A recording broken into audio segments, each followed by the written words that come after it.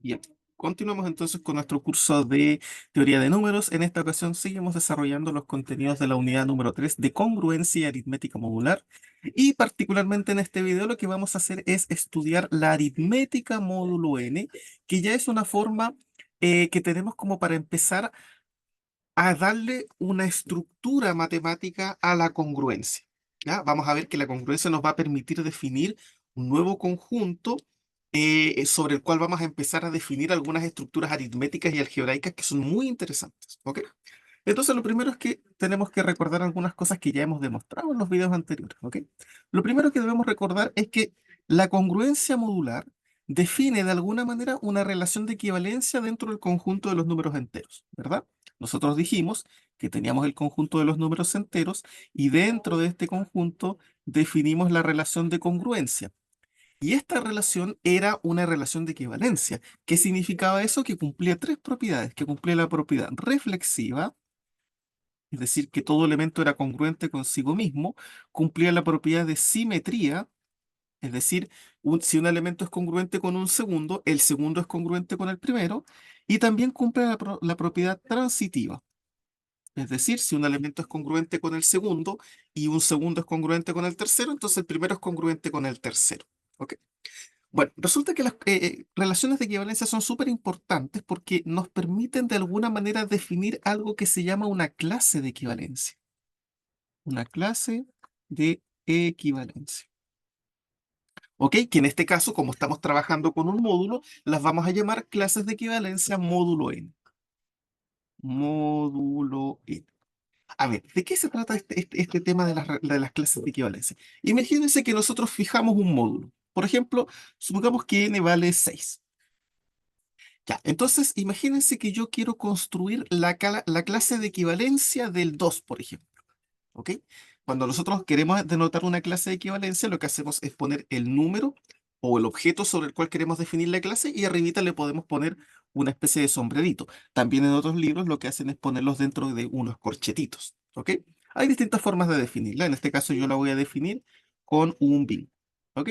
Entonces, ¿cuál va a ser la clase de equivalencia del 2 módulo 6? En este caso vamos a estar trabajando módulo 6, ¿verdad?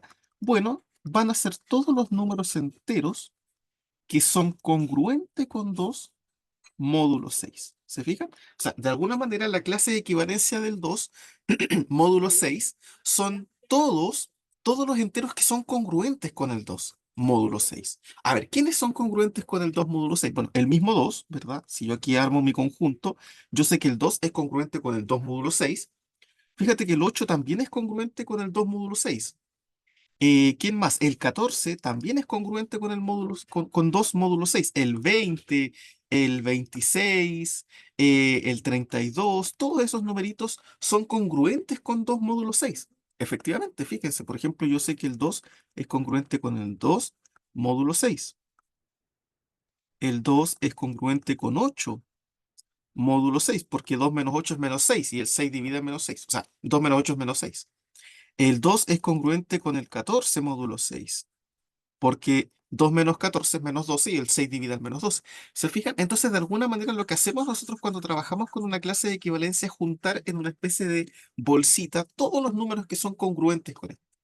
Que geométricamente es lo que nosotros habíamos visto al inicio. Recuerden que cuando nosotros comenzamos la parte de aritmética, o sea, de congruencia, vimos que de alguna manera la congruencia nos permitía dividir a los números enteros en grupitos, ¿verdad? Por ejemplo, módulo 3, recordemos que teníamos por un lado los que dejaban resto 0, los que dejaban resto 1 y los que dejaban resto 2, ¿verdad?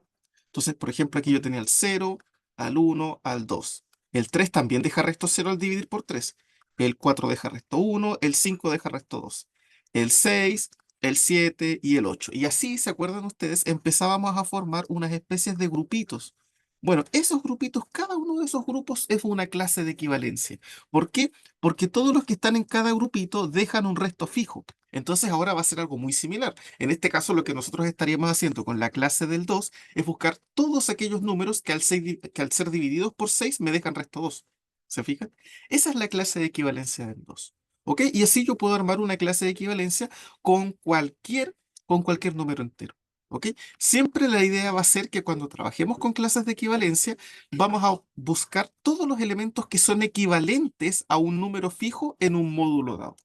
¿Ok? Entonces, por ejemplo, ahora yo podría armar otra clase de equivalencia en otro módulo. ¿Ok? En otro módulo. Por ejemplo, trabajemos en el módulo 10. A ver, ¿cuál es la clase del 3 módulo 10? A ver, bueno, van a ser simplemente todos los enteros que son congruentes con 3 módulo 10. ¿Se fijan? ¿Como quiénes? A ver, ¿quiénes estarían en esta clase? El mismo 3. El 13, fíjense que el 13 también, porque 3 es congruente con 13 módulo 10, porque 3 menos 13 es menos 10, y el 10 divide, el menos 10 divide al 10. ¿Quién más? El 23 también, ¿sí? Porque 3 menos 23 es menos 20 y el 10 divide al menos 20. También hay números negativos, por ejemplo, el menos 7. El menos 7 también, porque 3 menos menos 7 es 10 positivo y el 10 divide al 10, ¿se fijan? El menos 17. Y todos esos números ahí, ¿se fijan? Entonces, esta es la clase del 3, ¿ok? Son todos los que dejan resto 3 de alguna manera al ser divididos por 10. ¿Ya? Cada uno de esos grupitos de números los vamos a llamar una clase de equivalencia. Fíjense que aquí podemos ver el dibujo. Aquí tenemos la espiral. Fíjate aquí con los residuos módulo 3 podemos ver que claramente tenemos por un lado todos los que dejan resto cero al ser divididos por 3, todos los que dejan resto uno al ser divididos por 3 y todos los que dejan resto 2 al ser dividido por 3. Entonces, cada uno de esos grupitos va a ser una clase de equivalencia. Aquí tenemos la clase de equivalencia del cero, aquí tenemos la clase de equivalencia del uno y la clase de equivalencia del 2. ¿Se fijan? Esa es la idea ahora de ir trabajando con esto. Ahora, notemos que aquí ocurre algo bastante interesante.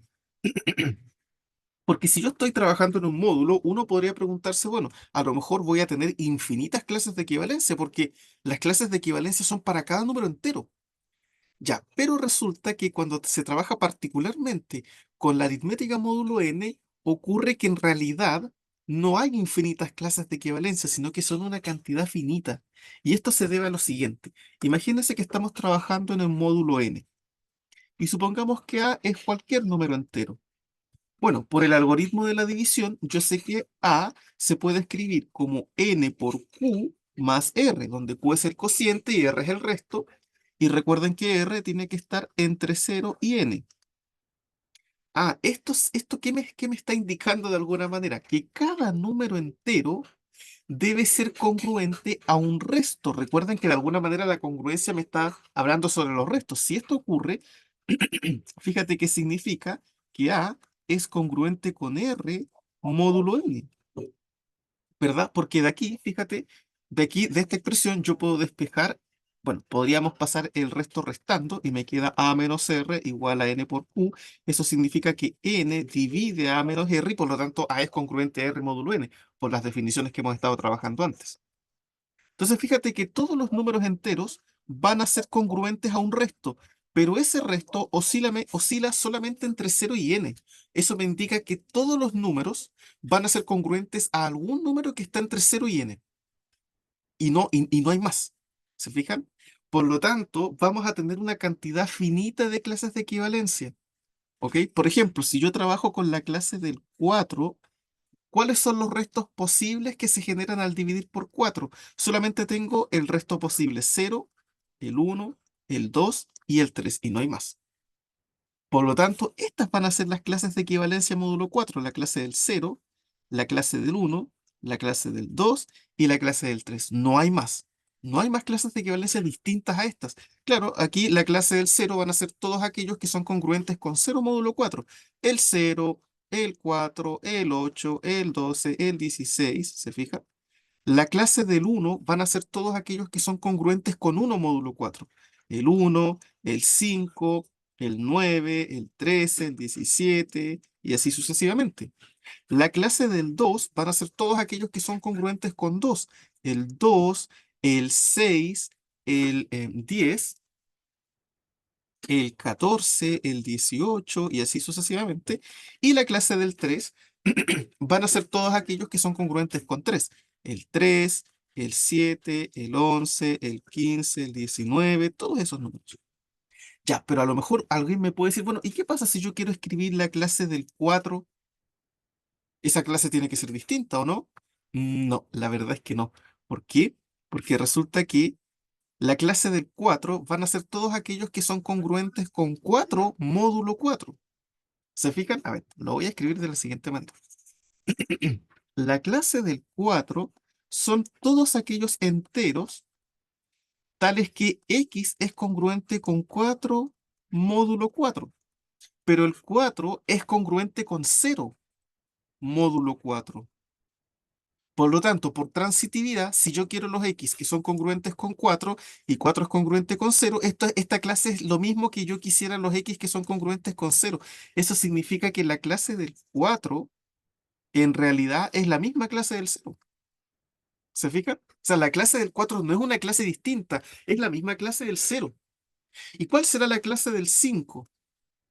Bueno, la clase del 5 van a ser todos los enteros tales que X es congruente con 5, pero el 5 es congruente con 1. Por lo tanto, la clase del 5 va a volver a ser la misma clase del 1. ¿Se fijan? Como que se empiezan a repetir las clases. Entonces, en realidad, podemos trabajar solamente con estas 4 clases. Estas son las únicas 4 clases de equivalencia distintas módulo 4. ¿Ok? Son las únicas. ¿Ok? Y cada una de estas clases, fíjate, la clase del 0, del 1, del 2 y del 3, cada uno de estos numeritos, el 0, 1, 2 y 3, que son los restos posibles, son los que se llaman los representantes de la clase. ¿Ok? Los representantes de la clase. Fíjate que otra vez, o sea, aquí yo en vez de haber puesto, por ejemplo, aquí la clase del 0, pude haber puesto la clase del 4.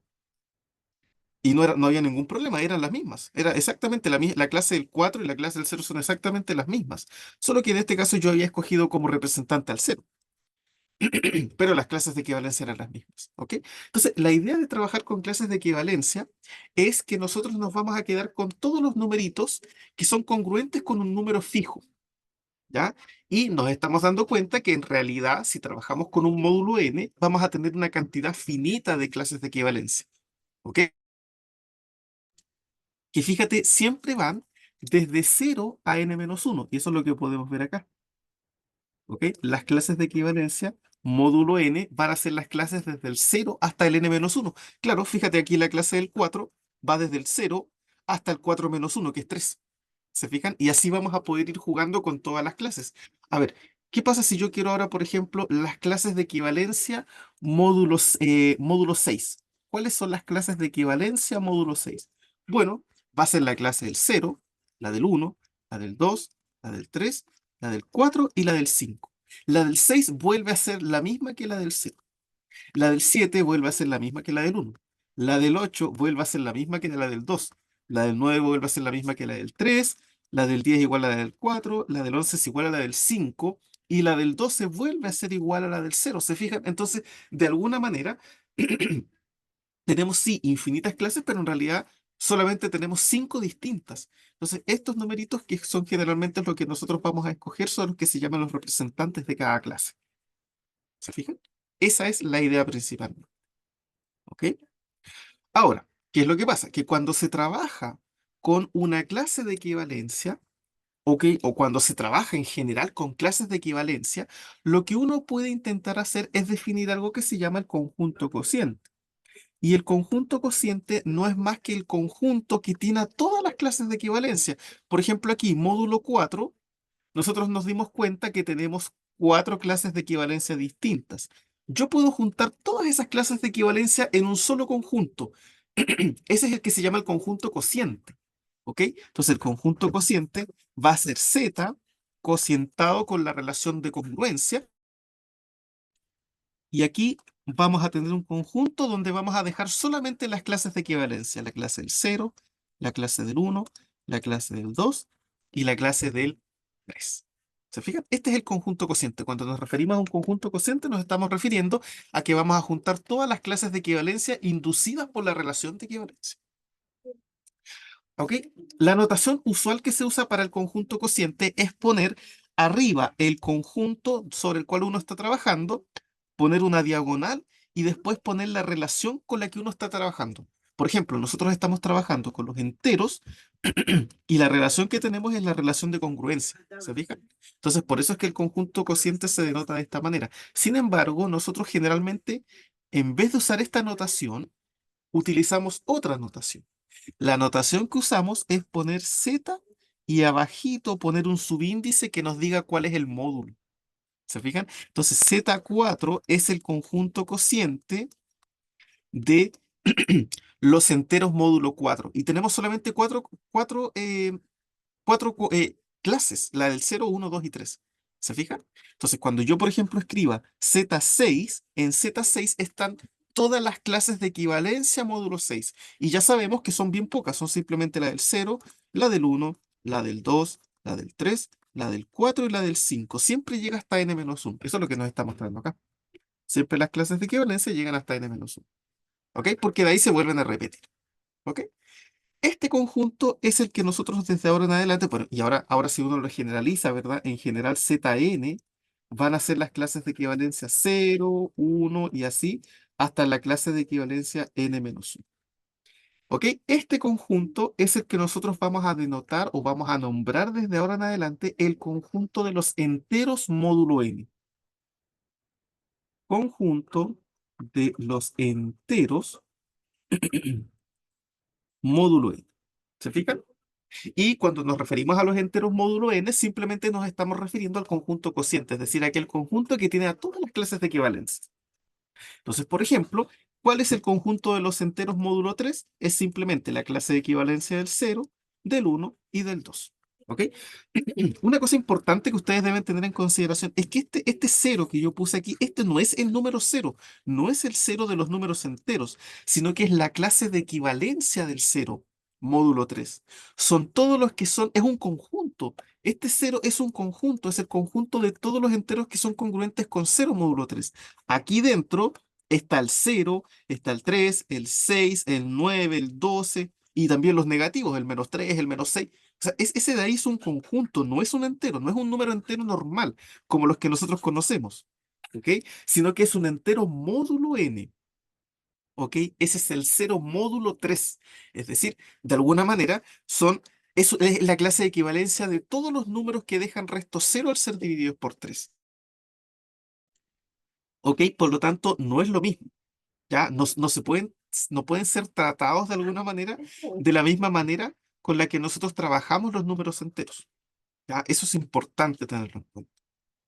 Bueno, ¿qué es lo que pasa? Que la verdad es que con estos números con estos nuevos números, con estos nuevos elementos, porque de alguna manera estamos construyendo un nuevo conjunto, ¿verdad? Lo que podemos hacer ahora con este nuevo conjunto es dotarle una estructura matemática. Podemos de alguna manera dotarle alguna estructura matemática, alguna estructura aritmética. Fíjate, yo tengo el conjunto de los enteros módulo n, que son estas clases de equivalencia que yo me estoy armando aquí. Entonces la pregunta será, ¿yo podré operar con estas clases de equivalencia? Fíjate que ya no sería tan simple como sumar números. O sea, si yo, por ejemplo, aquí en Z3, si yo sumo la clase del 2 más la clase del 1, ¿eso me dará la clase del 3? ¿Se podrá sumar así? Porque acuérdense que este 2 y este 1 y este 3 ya no son números, sino que son conjuntos. Este es el conjunto de todos los enteros módulo 2. Este es el de todos los enteros que dejan resto 1 al ser dividido por 3 y este es el que deja resto 3. ¿Se fija? O sea, ¿podríamos hacer algo de ese estilo? Bueno, la verdad es que sí. Y eso es lo que nosotros vamos a hacer y eso es lo que se denomina aritmética modular. ¿Ok? Es la aritmética, es decir, las operaciones que definimos sobre este nuevo conjunto de clases de equivalencia. ¿Ya? Que insisto, estos de aquí no son los números enteros usuales, no son el 0, el 1, el 2 de los números enteros, sino que es la clase del 0, la clase del 1, la clase del 2 y así sucesivamente. Pero, sin embargo, resulta que podemos de alguna manera definir adecuadamente estas operaciones sobre este conjunto. Entonces vamos a definir la operación de suma. A ver, voy a intentar definir una suma módulo n. Fíjate que abajito le voy a poner como un subíndice n para que no la confundamos con la suma de los números enteros, porque no es la suma de los números enteros. Porque ahora vamos a trabajar con los enteros módulo n. Entonces, esta suma la voy a definir de la siguiente manera.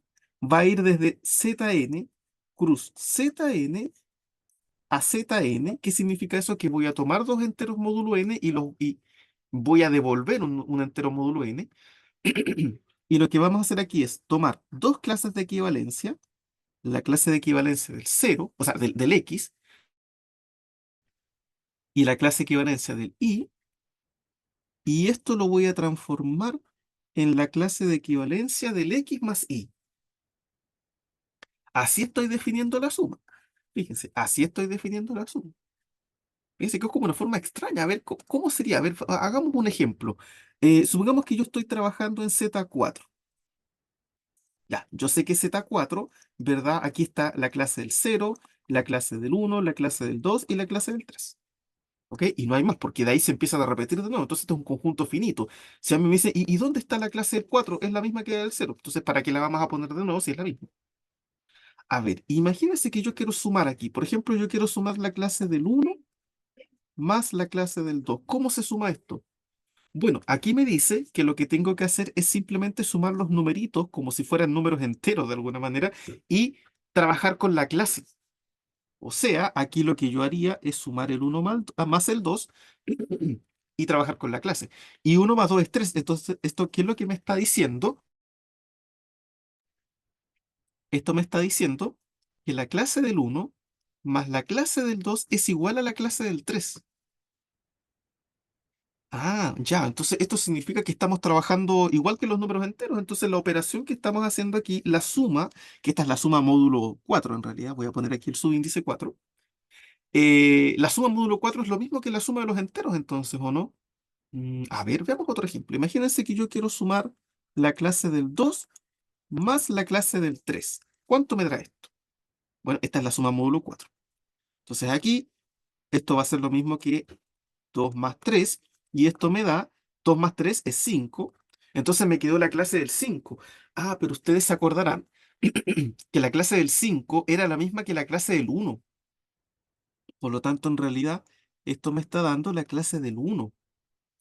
Ah, y mira que aquí ya empiezan a ocurrir cosas interesantes porque ahora, cuando tú sumas 2 más 3, que en los enteros normales eso nos da 5, ahora en los enteros módulo 4 esto me da 1. ¿Se fijan? 2 más 3, digamos en Z4, nos está dando 1. Nos está dando 1. Ya no me está dando 5 de alguna manera como nosotros lo pensábamos en los números enteros normales. Entonces, fíjense que efectivamente es una suma distinta. A ver, y si yo sumo, ¿cuánto será, por ejemplo, 2 más 2? A ver, quiero sumar 2 más 2. Voy a sumar la clase del 2 más la clase del 2. Oye, lo puse al revés. Esto, bueno, esto es lo mismo que la clase del 2 más 2, que es la clase del 4, pero yo sé que la clase del 4 es la misma clase del 0. Por lo tanto, aquí en Z4, si yo sumo 2 más 2, esto me está dando 0. ¿Se fijan? Entonces, ya se empieza a comportar de una manera bastante más diferente a lo que nosotros conocíamos. Ya no es la suma normal, porque insisto, ya no estamos sumando números, sino que estamos sumando clases de equivalencia.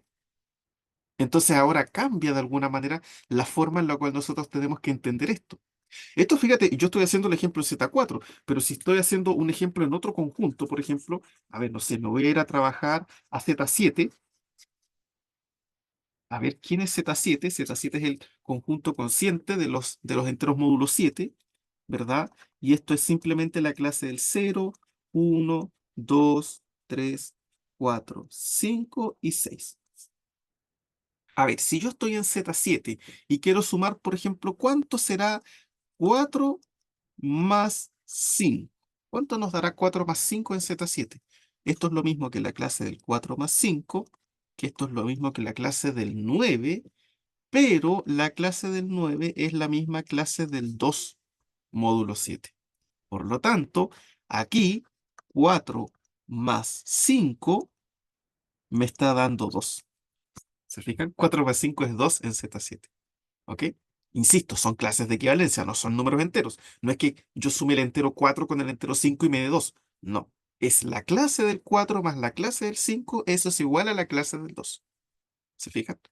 Eso significa que si yo sumo todos los enteros que al dividirlos por 7 me dejan resto 4, con todos los enteros que al dividirlos por 7 me dejan resto 5, eso me va a dar un entero ¿verdad? Que al dividirlo por 7 me deja resto 2. ¿Se fijan? Eso es lo que nos está diciendo de alguna manera. Entonces esto ya se empieza a poner un poquito más interesante porque estamos de alguna manera dotando a este conjunto de una estructura aritmética. Bueno, así como definimos la suma, también podríamos definir la multiplicación, ¿verdad? Pero antes de hacer esto, vamos a corroborar que la suma está bien definida. Eso es importante. Cuando uno de alguna manera define una operación, tiene que, digamos, determinar que está bien definida. O sea, yo tengo que corroborar que si sumo dos elementos de estas dos clases, llego siempre a esta clase. Eso hay que corroborarlo. A ver, ¿cómo lo hacemos? Bueno, supongamos que tenemos dos clases, la clase X y la clase Y. Y voy a sumar dos elementos de estas dos clases. A ver, si yo saco un elemento de la clase del X, significa que cuando lo divido por n, me deja resto X, ¿verdad? Es decir, si yo saco aquí algún numerito A, este numerito va a ser de la forma nq sub 1 más X, porque este es el resto. Y si saco un elemento de la clase de equivalencia Y, llamémoslo B, ese numerito va a ser de la forma nq sub 2 más Y. A ver, y si lo sumo, A más B, esto es lo mismo que nq sub 1 más X más nq sub 2 más Y. Y esto es, fíjate que aquí puedo factorizar n factor de q1 más q2 más X más Y. Efectivamente, fíjate, si yo sumo un elemento de la clase del X, es decir, que me deja resto X, con otro elemento que me deja resto Y, la suma me va a dejar resto X más Y. ¿Se fijan? Que es exactamente la definición que nosotros vimos acá. ¿Ok? Por lo tanto, efectivamente, la clase está bien definida. ¿Se fijan? Efectivamente, la suma de un elemento de la clase de X más la suma de un elemento de la clase de Y me viene a parar a un elemento que me deja resto X más Y. Así que la suma está bien definida. O sea, aquí esta suma está perfectamente bien definida dentro de este conjunto. Veamos ahora qué pasa con la multiplicación, porque así como yo puedo definir una operación de suma, también vimos acá, aquí también tenemos, fíjate que aquí acabamos de definir la suma, también puedo definir una multiplicación de los números enteros, que insisto, ya no es la multiplicación usual de enteros, sino que es la multiplicación módulo n, podríamos decir. A ver, entonces voy a poner aquí un puntito para la multiplicación y también va a ser algo similar. Vamos a ir desde Zn cruz Zn a Zn, es decir, vamos a tomar dos números enteros módulo n y los vamos a devolver a una clase de enteros módulo n. Y aquí va a ser la clase del x con la clase del y lo que voy a hacer es multiplicar estas clases y vamos a ir a parar a la clase del x por y. ¿Ok? Esta va a ser la forma en la cual nosotros vamos a definir nuestra multiplicación módulo n. O sea, simplemente hay que multiplicar los representantes. ¿Ok? Recuerden que ese X y ese Y eran los representantes. A ver, vamos a hacer un ejemplo. Por ejemplo, trabajemos en Z5. Ya, en Z5 tengo la clase del 0, del 1, del 2, del 3 y del 4. ¿Cuánto será, por ejemplo, la clase del 2 por la clase del 3? A ver, esto yo sé que es lo mismo que 2 por 3. La clase del 2 por 3, 2 por 3 me da 6, pero la clase del 6 es igual a la clase del 1. Recuerden que estamos trabajando en módulo 5. Por lo tanto, aquí en Z5, si yo multiplico la clase del 2 por la clase del 3, esto me da la clase del 1. ¿Se fijan? Es simplemente esa forma. Insisto, esta ya es como una forma distinta de realizar las operaciones y es mucho más interesante. Es mucho más interesante porque de alguna manera empieza como a desafiar un poco nuestro pensamiento. Eso que dicen, no, si 2 por 3 es 6 aquí en la quebrada del ají, bueno, ya estamos dando cuenta en que en este universo, que es distinto al de los números enteros, 2 por 3 no me está dando 6, me está dando uno en realidad. O bueno, me está dando 6, pero el 6 es lo mismo que el uno. ¿Se fijan? Entonces, empiezan a ocurrir estas cosas que son ya mucho más interesantes dentro de este conjunto. Voy a hacer otro ejemplo. A ver, ¿cuánto será, por ejemplo, en Z5, la clase del 4 por la clase del 2?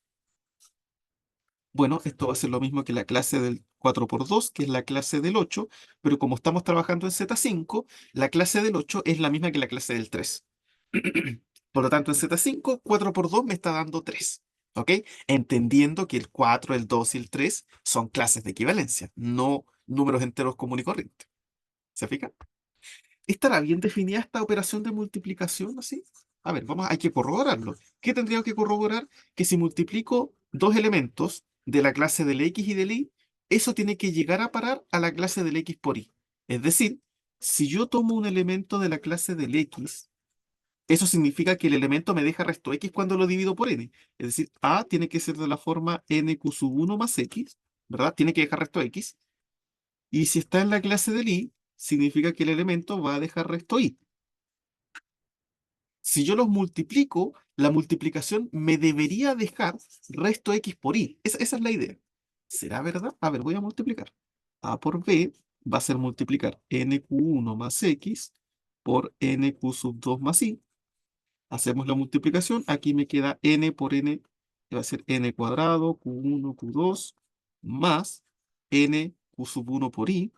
NQ sub 1 por Y, más X por NQ sub 2 más X por Y. Entonces, A por B va a ser igual a quién. Fíjate que aquí en todos estos términos hay N, así que puedo factorizarlo. Me queda N Q1 Q2 más Q1Y más X Q2 más X por Y. Y efectivamente, fíjate que la multiplicación me está dejando resto X por Y, al ser dividido por N, de alguna manera podemos pensarlo, ¿no? ¿Se fijan? Entonces, efectivamente, si nosotros multiplicamos dos elementos, llegamos a la clase que buscamos. ¿Se fijan? O sea, en este caso, efectivamente, A por B es congruente a X por Y módulo N. ¿Se fijan? Por lo tanto, son completamente equivalentes. ¿Ok? La multiplicación está bien definida. ¿Ya? Entonces, la idea ahora es comenzar a trabajar sobre este conjunto, que insisto, ya de alguna manera lo que hacemos en este conjunto es comenzar a trabajar con los enteros módulo n, pero este conjunto lo que hace es trabajar con las clases de equivalencia. ¿Ya? Y fíjate que sobre estas clases de equivalencia hemos podido definir operaciones, una operación de suma, una operación de multiplicación, ¿sí? Entonces se vuelve bastante más interesante. Ahora que hemos definido estas operaciones, una pregunta interesante sería, ¿qué propiedades cumplen? A ver, la suma, por ejemplo, ¿qué propiedades cumple la suma? Yo sé que la suma de los enteros es conmutativa, es asociativa y cumple estas propiedades. ¿También se cumplirá aquí en los enteros módulo n? Bueno, eso tendríamos que demostrarlo, tendríamos que verlo. Eso es lo que vamos a ver ahora. Antes sí de continuar, vamos a dejar una pequeña observación, ¿ya? Y es que nosotros hasta el momento para escribir las clases estamos haciéndolo con este pequeño sombrerito arriba, ¿no? Por ejemplo, si yo quiero escribir Z4, yo lo que hago es escribir 0, 1, 2, 3, ¿verdad? Y les escribo este sombrerito aquí arriba para que recordemos que son clases de equivalencia y que no son números enteros. Pero la verdad es que desde ahora en adelante vamos a relajar un poco la escritura y para escribir Z4 simplemente voy a escribir 0, 1, 2, 3, como si fuesen los números enteros, ¿ya? Pero en realidad no son los números enteros, sino que son las clases de equivalencia. ¿Ok? Pero vamos a relajar la escritura y en vez de estar escribiendo con los sombreritos, vamos a escribir los enteros, simplemente así. Siempre recordando que si estamos en ZN, los elementos de ZN son clases de equivalencia, no números enteros normales, ¿ya? Sino que son conjuntos, ¿ya? Eso simplemente para aclarar. Bien, vamos entonces a demostrar un pequeño resultado, ¿ok? Un pequeño resultado para ver algunas propiedades que se cumple en la aritmética módulo n. ¿Sí? Esto es aritmética módulo n, o sea, estamos viendo las operaciones módulo n. Entonces, vámonos primero con las propiedades de la adición módulo n, es decir, las propiedades de la suma. ¿Qué propiedades cumple la suma? Bueno, la primera propiedad que se cumple es la propiedad asociativa. Es decir, si yo sumo tres clases, puedo sumar las primeras dos y a eso le sumo la tercera, o puedo sumar la segunda y la tercera y después a eso sumarle la primera y me da exactamente lo mismo. ¿Ok? A ver, ¿por qué se cumple esto? Bueno, la verdad es que esto es bastante fácil porque de alguna manera se hereda de los números enteros. A ver, ¿cuánto será A más B más C? Bueno, aquí yo sé que por definición la suma de A más B es lo mismo que la clase de A más B más C, ¿verdad? Así lo definimos, más la clase del C. Ahora, como aquí estoy sumando dos clases, otra vez es la clase de la suma de todo esto. A más B más C. Acá adentro, fíjate que tenemos una suma de números enteros y los números enteros sí son asociativos. Por lo tanto, esto lo puedo escribir como la clase de A más B más C. Entonces, esto ahora lo puedo separar. Esto es lo mismo que la clase del A más la clase del B más C. Y la clase del B más C la puedo escribir como B, la clase del B más la clase del C. Así que efectivamente la suma módulo n es asociativa. ¿Se fija? Efectivamente se cumple la propiedad asociativa. Bien, ¿qué otra propiedad tenemos? La segunda propiedad es la propiedad del elemento neutro, que al igual que en los números enteros, el cero, ¿verdad? Es el elemento neutro de la suma. Ahora aquí va a ser la clase del cero. No exactamente el cero, sino que la clase del cero va a ser el elemento neutro de la suma módulo n. ¿Qué significa que ese elemento neutro? Que cualquier clase A que le sumemos la clase del cero, me va a dejar exactamente la misma clase. O sea, sumar la clase del cero de alguna manera no hace nada, ¿no? Y podríamos hacerlo al revés también. Si a la clase del cero le sumo la clase del A, me vuelve a dejar la clase del A. Otra vez, esto se hereda principalmente eh, de los números enteros, ¿no? Porque la clase del A más la clase del cero es lo mismo que la clase de A más cero. Pero A más cero es simplemente A. ¿Se fija? Ahí está demostrada la primera. Ah, pero yo también podría escribir A como cero más A.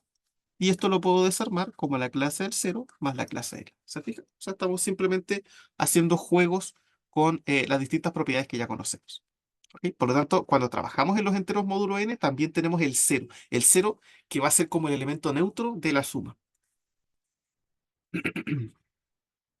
Bien, ¿qué otra propiedad tenemos? La tercera propiedad es la propiedad elemento inverso. Para cada elemento de los enteros módulo n va a existir un inverso. ¿Ok? Al igual que, por ejemplo, para el 2 está el menos 2, que cuando tú lo sumas te da 0, en los números enteros, digo yo, los enteros normales.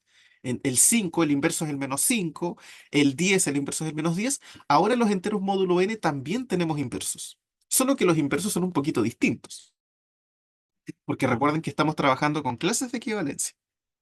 A ver, entonces, ¿cómo sería esto? A ver, ¿qué es lo que me dice esto? Que para cada a va a existir un x tal que cuando yo sumo a más x, esto es lo mismo que la clase del x más la clase del a, y esto me da la clase del cero. ¿Ok? A ver, ¿quién debería ser este x? O sea, ¿a quién propongo a x? ¿Cómo propongo este x para que me dé 0? Bueno, el x que vamos a proponer es el entero n menos a. ¿Ok? Este va a ser el inverso de a. N menos a. N es el módulo. A ver, ¿cómo es esto? A ver, si yo sumo a la clase del a más la clase del x, bueno, como x yo lo estoy definiendo como n menos a, me va a quedar la clase del a más la clase de n menos a. Junto todo esto en una sola clase me queda a más n menos a, pero como aquí estamos trabajando con números enteros, el a menos el a se hace cero, y esto me queda que es la clase de n. Pero n es congruente con 0 módulo n, por lo tanto esto me da la clase del cero. ¿Se fijan? Por lo tanto, efectivamente, n menos a es el inverso de a. Y también funciona si lo hago del otro lado, ¿ah? Si también sumo x más la clase del a, esto es la clase de n menos a más la clase del a, esto es la clase de n menos a más a, se cancelan.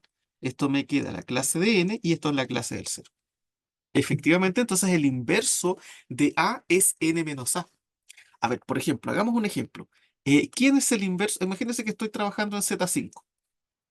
Entonces aquí tenemos al 0, al 1, al 2, al 3 y al 4. Recuerden que estos son clases de equivalencia, no le voy a poner los sombreritos, pero son clases de equivalencia. ¿Cuál será el inverso del 3? A ver, si yo tomo x igual a 3, ¿quién será su inverso? El inverso me dice que es n menos a, es decir, sería 5 menos 3. 5 menos 3 es 2. O sea que en este caso, el inverso de 3 es 2. Claro, porque cuando tú sumas la clase del 3 más la clase del 2, esto te da la clase del 5, pero la clase del 5 es la clase del 0. Entonces, efectivamente, el inverso de 3 es 2, módulo 5. ¿Se fijan? Uno diría, ah, pero entonces tiene que ser menos 3. Sí, pero menos 3 es lo mismo que 2. Es congruente a 2 en módulo 5. ¿Se fijan? Ya, interesante. La última propiedad que cumple la suma es la propiedad conmutativa. ¿Ya? Que esa propiedad es súper súper buena, ¿no? Qué bien que estos enteros cumplen la conmutatividad. Siempre y cuando no hay conmutatividad es medio complicado trabajar. O por lo menos es un poco más ajeno. Bueno, demostremos eso. A ver, ¿cuánto será la clase de A más la clase del B? Esto es simplemente la clase del A más B, pero podemos conmutar. Esto es lo mismo que la clase del B más A, porque aquí tenemos números enteros. Y esto es la clase de B más la clase de A. Efectivamente, la suma es conmutativa. Fíjense entonces que los enteros módulo n de alguna manera se comportan bastante bien, tienen bastante buenas propiedades. Bueno, ¿qué es lo que pasa? Que si ustedes se ponen a pensar, los números enteros no son los únicos que cumplen estas propiedades. Fíjate que los enteros módulo n, ¿qué propiedades cumplen? Vimos que cumplen la propiedad asociativa. Bueno, los enteros con la suma, ¿no? Si vamos a hablar de las propiedades, tenemos que tener el conjunto con la operación. La suma de los enteros módulo n es asociativa, hay un elemento neutro, ¿verdad? Que en este caso era la clase del cero, hay elementos inversos, que en este caso para cada a era n menos a, y hay conmutatividad. Bueno, si ustedes lo piensan, los enteros módulo n no son el único conjunto que cumple esas propiedades. Los enteros mismos con la suma también la cumplen. Los racionales con la suma también. Los racionales también son asociativos, hay elemento neutro que es el cero, hay elementos inversos para la suma, es conmutativa. Los reales con la suma también. Los complejos con la suma también. Fíjense que los naturales con la suma, no. Estos no cumplen estas propiedades. ¿Por qué? A ver, ¿la suma de números naturales es asociativa? Sí. ¿Hay elemento neutro? Ya. Ahí entramos en un problema porque hay algunos que dicen que el cero no es natural y hay otros que dicen que sí. Ya. Entonces, supongamos que el cero sí es natural. Ya. Habría elemento neutro, entonces no habría problema con esa propiedad. Pero de todas maneras tendríamos propiedad con o sea, problemas con la siguiente propiedad que son los elementos inversos. ¿Ok? Por ejemplo, ¿cuál es el inverso de la suma del 2 en los naturales? El menos 2, pero el menos 2 no es un número natural, ¿se fijan? Por lo tanto, en los naturales no hay inversos para la suma. Por lo tanto, ya no cumple esta propiedad. Sí es conmutativa, pero falla los inversos. Entonces, fíjense que hay un montón de conjuntos que cumplen estas propiedades, ¿ah? Y de hecho, ni siquiera nos podríamos restringir a los números, a los conjuntos numéricos. Piensen, por ejemplo, en los polinomios. ¿Ok? Voy a poner así como una P y voy a poner P de X. ¿Sí? Así que estos son como los polinomios. Los polinomios con la suma también cumplen estas propiedades. Los polinomios son asociativos, hay elemento neutro, que es el polinomio cero más cero x más cero x cuadrado, el que tiene puros ceros. Hay elementos inversos, claro, por ejemplo, el inverso del 2x más 3 sería el menos 2x menos 3, eso me da cero. Y la suma de polinomios es conmutativa, también se cumple. Los vectores, si ustedes piensan en los vectores, con la suma también. Hay asociatividad, hay elemento neutro, que sería, por ejemplo, el vector 0,0 si estamos trabajando en R2.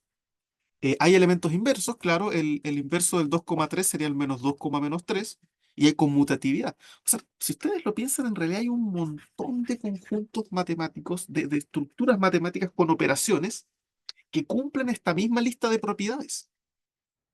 Entonces, de alguna manera, esto es lo que a nosotros nos empieza a generar la idea de comenzar a estudiar estos objetos matemáticos simplemente por las propiedades que cumplen y sin importar cuál sea el conjunto. Porque fíjate, sin importar cuál sea el conjunto, sin importar si estamos hablando de vectores, polinomios, complejos, reales, racionales, enteros, enteros módulo n, si consideramos la operación de suma, se siguen cumpliendo las mismas propiedades. Entonces, esto nos genera la idea, de alguna manera, de comenzar a estudiar conjuntos simplemente pensando en sus propiedades algebraicas y no distinguiendo no distinguiendo si estoy trabajando en los enteros o en los racionales, porque las propiedades son las mismas. Entonces, si yo demuestro algo para los enteros, bueno, si se cumplen las mismas propiedades, entonces también tendría que cumplirse para los racionales, para los reales, para los complejos, para los polinomios. ¿Se fijan?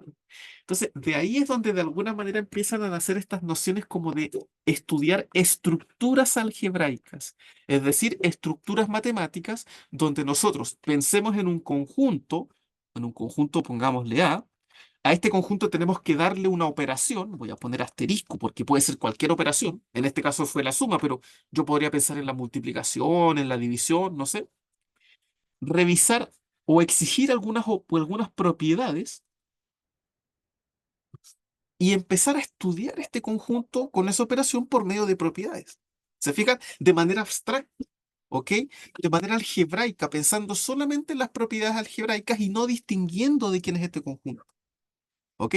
Entonces, eso es lo que da de alguna manera el origen al álgebra abstracta y específicamente a un área de la matemática que se llaman las estructuras algebraicas. ¿Ok? Y la primera estructura algebraica que nosotros vamos a mencionar, nosotros no vamos a estudiar en profundidad las estructuras algebraicas en este curso, porque este es un curso de teoría de números, no de estructuras algebraicas. Pero uno podría hacer perfectamente un curso de distintas estructuras algebraicas e ir viendo cómo se comportan. Y son cursos muy interesantes y tienen su grado de complejidad también. La primera estructura que nosotros vamos a definir es la que se llama un grupo. A ver, ¿qué es un grupo? Un grupo, que lo vamos a denotar de esta manera, fíjense, lo vamos a denotar como G, como asterisco, es un conjunto no vacío G, fíjate, G, este G es un conjunto distinto de vacío, obviamente para que tengamos elementos para poder jugar, ¿verdad? Que están provistos de una operación binaria asterisco. Este asterisco es una operación. ¿Ok? Una operación. Por ejemplo, como lo que tenemos acá. Fíjate, por ejemplo, los enteros módulo n con la operación de suma. O los números enteros con la suma. O los polinomios con la suma. Pero insisto, no tiene por qué ser siempre la suma. Podrían ser los reales con la multiplicación, las matrices con la multiplicación, no sé, cualquier objeto. ¿Ok? Entonces se dice lo siguiente.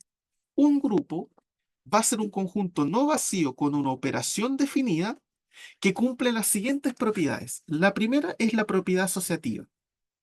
¿Ok? La primera propiedad que se le exige que tiene que cumplir es la propiedad asociativa.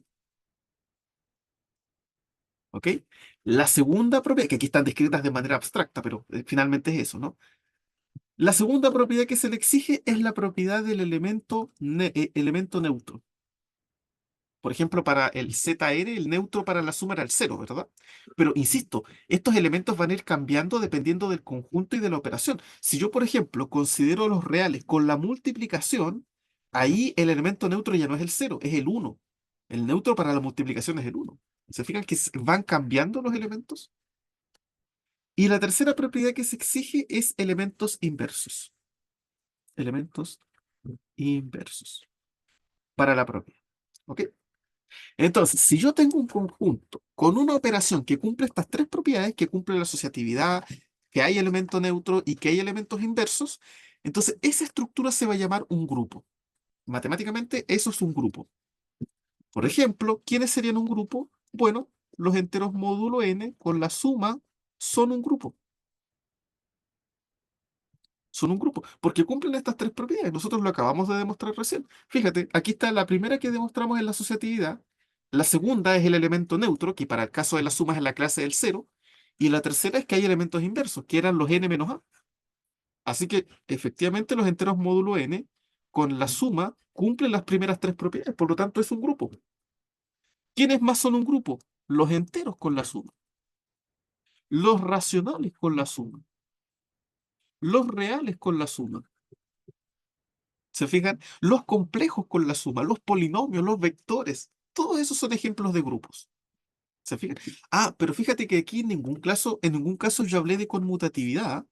¿Por qué no pido la conmutatividad? Bueno, uno podría pensar, bueno, pidamos la conmutatividad. A ver, bueno, si además la operación binaria cumple la propiedad conmutativa, esta es la propiedad conmutativa, vamos a decir que el grupo es un grupo abeliano o conmutativo, ¿ok? Es decir, si además de estas tres propiedades básicas se cumple la conmutatividad, vamos a tener un grupo abeliano. O sea, el grupo, además de ser un grupo normal, va a tener este apellido, abeliano. Significa que además es conmutativo. Por ejemplo, todos los grupos que hemos puesto acá son conmutativos. Los enteros módulo n, los enteros, los racionales, los reales con la suma, son grupos abelianos. ¿Se fijan? Ahora, ¿por qué no exigí? Fíjate que esta definición de grupo abeliano es como si además de esto se cumple eso, es abeliano. Si no se cumple, entonces es un grupo normal. ¿Habrán entonces conjuntos que no cumplen la propiedad conmutativa? Bueno, si pensamos, por ejemplo, no todos los objetos matemáticos son conmutativos. Las matrices con la multiplicación no son conmutativas. Entonces, si es que en algún momento esa cosa llegase a ser un grupo, que no lo sabemos, todavía, o sea, no nos vamos a meter mucho más allá, no sería un grupo conmutativo, ¿se fijan? Entonces, la idea es como empezar a clasificar objetos matemáticos, pero de acuerdo a las propiedades. ¿Ok? Y eso es lo que se estudia en las estructuras algebraicas. Entonces, aquí tenemos algunos ejemplos de lo que son los grupos. ¿Sí? Entonces, resulta que los enteros módulo n forman un grupo. ¿Ok? Esto es simplemente para ir poniéndoles nombre. ¿Ya? Bien, aquí entonces tenemos las propiedades de la suma, más adelante vamos a ver las propiedades del producto, ¿ok? Pero por el momento vamos a ir finalizando acá. Así que cualquier duda, pregunta o consulta me la dejan en los comentarios y nos veríamos ya en una próxima sesión. Que estén todos ustedes muy bien.